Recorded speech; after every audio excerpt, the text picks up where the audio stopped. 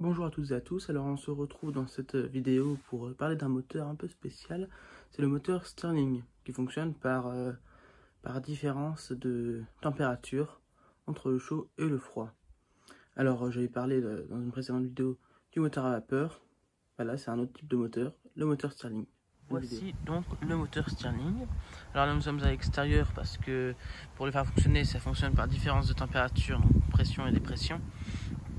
Comme je mettrai en dessous de l'eau chaude, au-dessus il y aura l'air frais de l'extérieur qui pourra, pour que la machine puisse puiser dans cette différence de température pour actionner le moteur.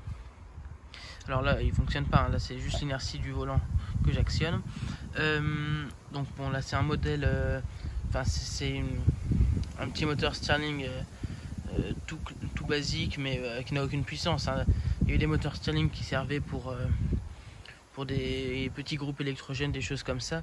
Là c'est un petit moteur Stirling qui permet très bien d'illustrer le fonctionnement de ce type de moteur, mais absolument pas de faire fonctionner quoi que ce soit, contrairement à ce qu'on avait vu dans la précédente vidéo où je présentais un moteur à vapeur de la marque Willesco, une excellente marque allemande. Là c'est une marque chinoise, je présume.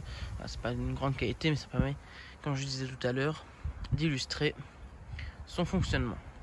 Alors là on va attendre que l'eau chauffe, puis on la mettra dans ce récipient.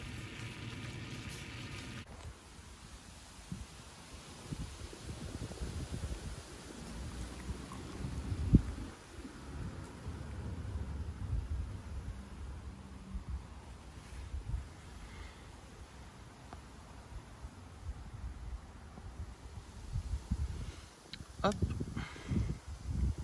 et on pose la machine dessus. Et là normalement il n'y a plus qu'à attendre un petit peu que ça chauffe. Alors si on veut accentuer la différence de température entre le chaud en dessous et le froid au-dessus, on peut utiliser les petits glaçons qu'on vient poser là. Alors bon, là il n'y en aura pas grande utilité parce qu'il fait assez froid à l'extérieur. Et voilà, ça peut fonctionner avec. Alors je préfère utiliser les glaçons, les glaçons empaquetés dans du plastique. Ça évite que le glaçon fonde sur la machine. Alors on peut utiliser donc du chaud en bas et du froid au-dessus, ou inversement du froid en bas et du chaud au-dessus. Ça fonctionnera aussi. Alors on va essayer de le démarrer. Et voilà, c'est parti. Alors, on peut voir que la vitesse n'est pas extrême, mais c'est toujours amusant à voir tourner quelque chose.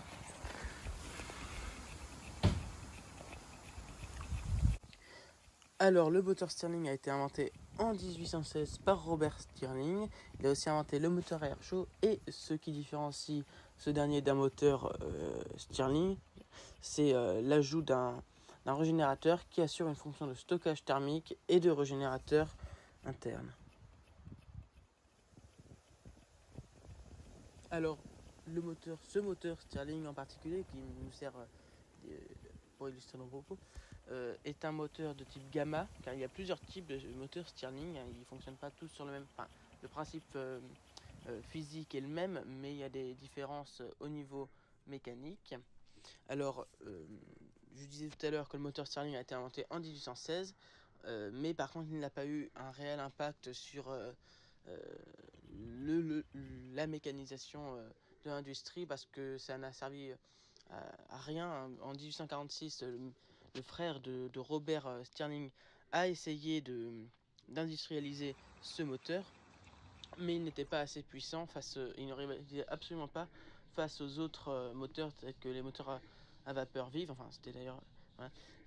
Donc, ça n'a pas eu de franc succès dans l'industrie.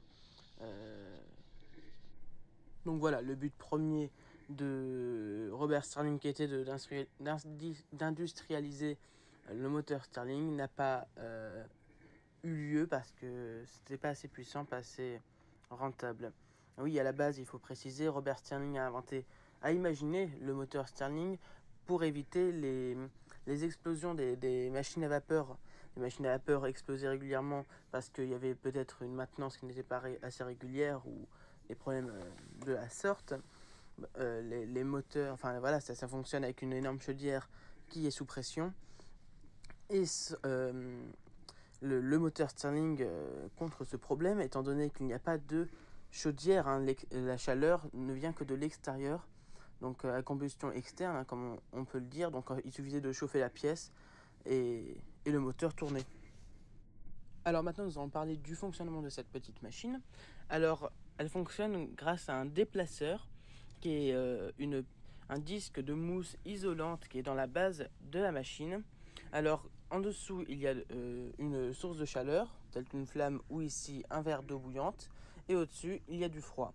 Quand la plaque est vers le haut, elle empêche le froid de descendre à cause de la plaque isolante, enfin, comme c'est isolant, et l'air chaud en dessous va pouvoir pousser,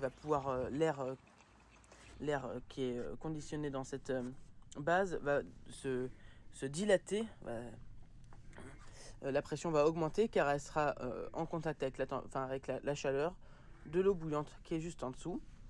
Ça va venir actionner le piston qui va venir pousser d'un quart de tour le volant d'inertie, qui va venir faire redescendre un petit peu le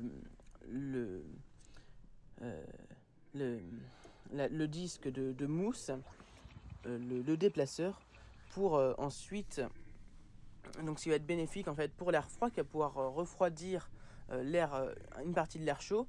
Donc ça va se rétracter, ça va repousser le piston vers le bas.